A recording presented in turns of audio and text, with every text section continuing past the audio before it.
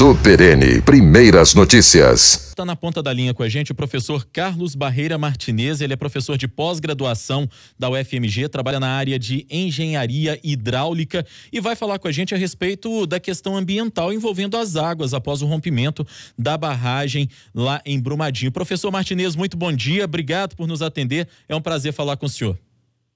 Bom dia. Professor, para que a gente possa começar, nós temos aí uma preocupação muito grande agora, a partir desse rompimento da barragem na cidade de Brumadinho, com o leito do rio Paraopeba, que corta lá a cidade de Brumadinho.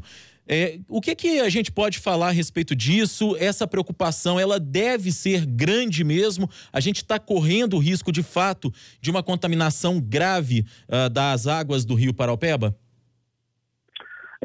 Olha, o que acontece é o seguinte: o material que escorreu da barragem de rejeito que foi rompida, ele vai para o leito do rio e ele vai realmente aumentar a quantidade de sedimentos na água do rio. Isso vai impactar a captação de água a jusante do ponto de ruptura e vai prejudicar, sim, o sistema de abastecimento de água. Além disso, esse sedimento ele tem potencial de dar um impacto muito grande na biota local. Os peixes vão morrer, crustáceos vão morrer e tudo mais. Então, nós vamos ter um impacto ambiental bastante severo, sim, relativo a essa ruptura. E é o que a gente espera e que vai acontecer nos próximos dias. Isso é uma crônica de um desastre que já aconteceu. Agora são as consequências, não é? E, professor, seria uma situação parecida do ponto de vista do impacto que isso pode causar no Paraopeba com aquilo que a gente viu no Rio Doce quando aconteceu o rompimento da barragem Mariana? Sim, é algo semelhante. Sim. A intensidade do problema é que a gente ainda não sabe como é que vai ser, mas que a linha de eventos é muito próxima. Então nós vamos ter um problema bastante grande com relação à qualidade de água no rio em si. As populações vão ser impactadas, o custo de tratamento de água vai aumentar e a qualidade de vida da população envolvida nisso vai sofrer um grave impacto. Não é? Porque esse tipo de eventos, tipo de ruptura, ele potencialmente joga uma quantidade de material no rio muito grande. É uma lama fina que ela se esparrama e ela, vamos dizer assim, quase que a gente pode considerar que ela sufoca a vida que existe no local. Isso lentamente depois vai se recuperar. Ao longo dos anos, das décadas, o local vai se recuperando lentamente. Mas que o impacto existe é inegável. Não tem como negar isso. E o impacto, professor, para o abastecimento da região metropolitana de Belo Horizonte, o que isso pode significar efetivamente? Ele pode significar uma dificuldade bastante grande no que diz respeito ao abastecimento. Nós estamos num período do ano, que é um período muito quente, que a demanda de água é alta, não é?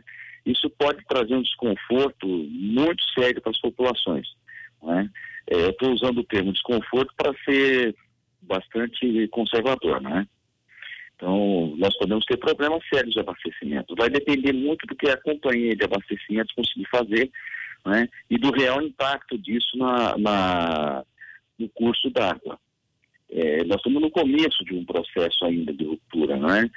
Dos efeitos do processo de ruptura. Mas, fatalmente, nós vamos ter problema de abastecimento de água, sim. Vamos ter algumas restrições e a população vai sofrer com isso, né? Por aquilo, professor, que o senhor conhece do sistema de abastecimento, principalmente aqui da região metropolitana de Belo Horizonte, que a gente tem aí alguns reservatórios como Serra Azul, Rio Manso, também Vargem das Flores. O senhor acha que esses reservatórios dão conta do abastecimento? Os reservatórios por conta deles mesmo, dão conta desse abastecimento da região metropolitana? Sim. A princípio, sim. O sistema de abastecimento de água da macro-região de Belo Horizonte, ele é muito bem bolado, né?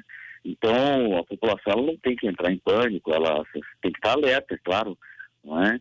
Mas existe um sistema muito bem bolado, muito bem gerenciado. Então, a gente tem que ficar um pouco mais calmo com relação a isso, que isso não é uma catástrofe que vai faltar água nas torneiras das pessoas. Não é nada disso.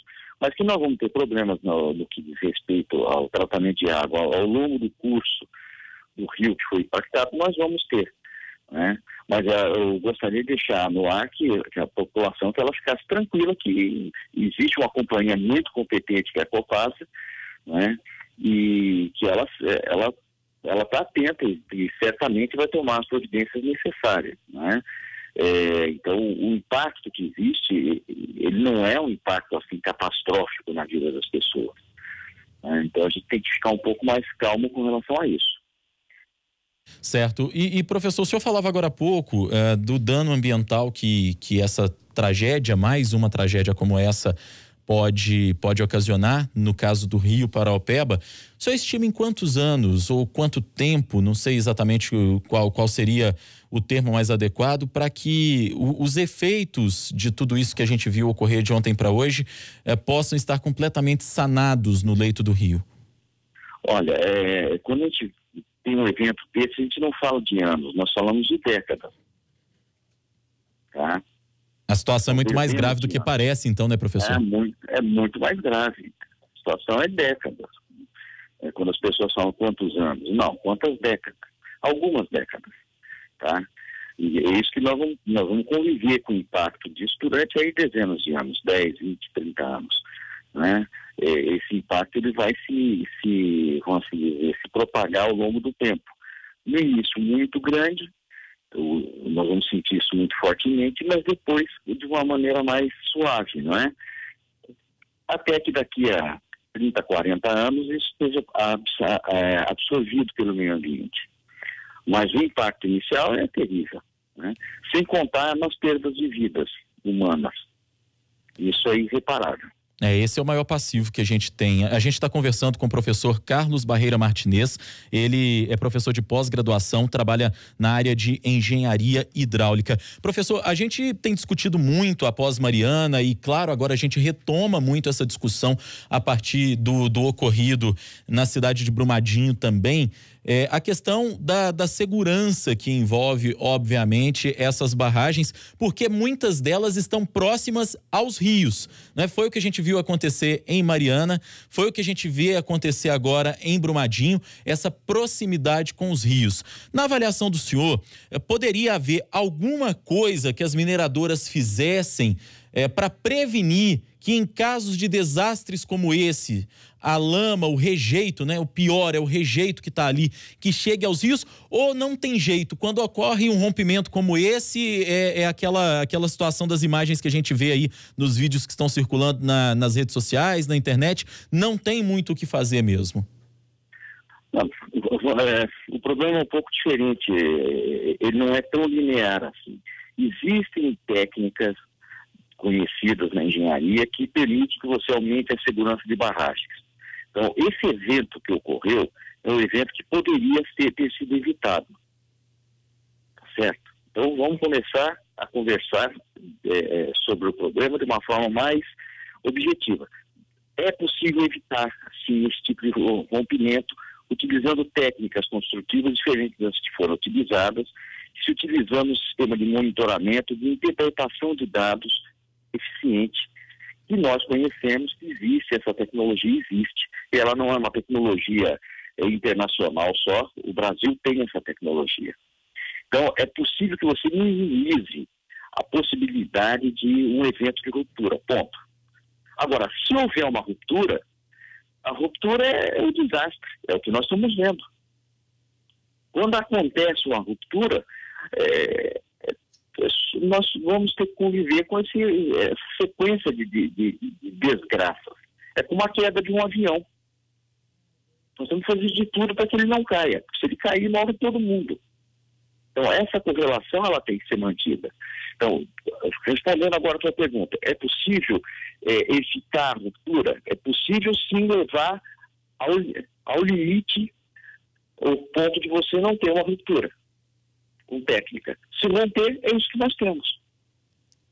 E aí, professor, falta investimento por parte das nossas mineradoras para poder minimizar ou praticamente zerar o risco de uma ruptura? Falta na avaliação do senhor uma legislação específica? A gente trouxe hoje, um pouquinho mais cedo aqui no Super N Primeiras Notícias, por exemplo, a situação legislativa até que envolve tudo isso, porque algumas iniciativas que poderiam ter acontecido estão paradas nas nossas casas legislativas, estão emperradas. Parece que os nossos parlamentares não fazem a menor questão, mesmo depois de Mariana, depois de tudo aquilo que a gente, pelo menos em tese, deveria ter aprendido com o que houve em Mariana, parece que não fazem a menor questão de modificar algo efetivamente.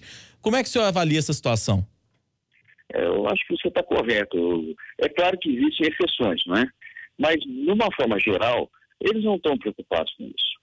Estão minimamente preocupados. Estão preocupados com a eleição do dia seguinte. Isso é um grande problema nosso, não só no estado de Minas, como no país inteiro.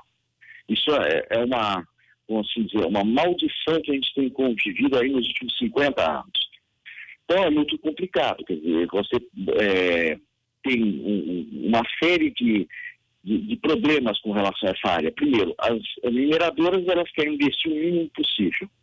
Segundo, a legislação nossa ela é frouxa.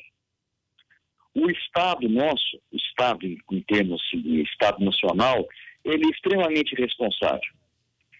E o governo é leniente.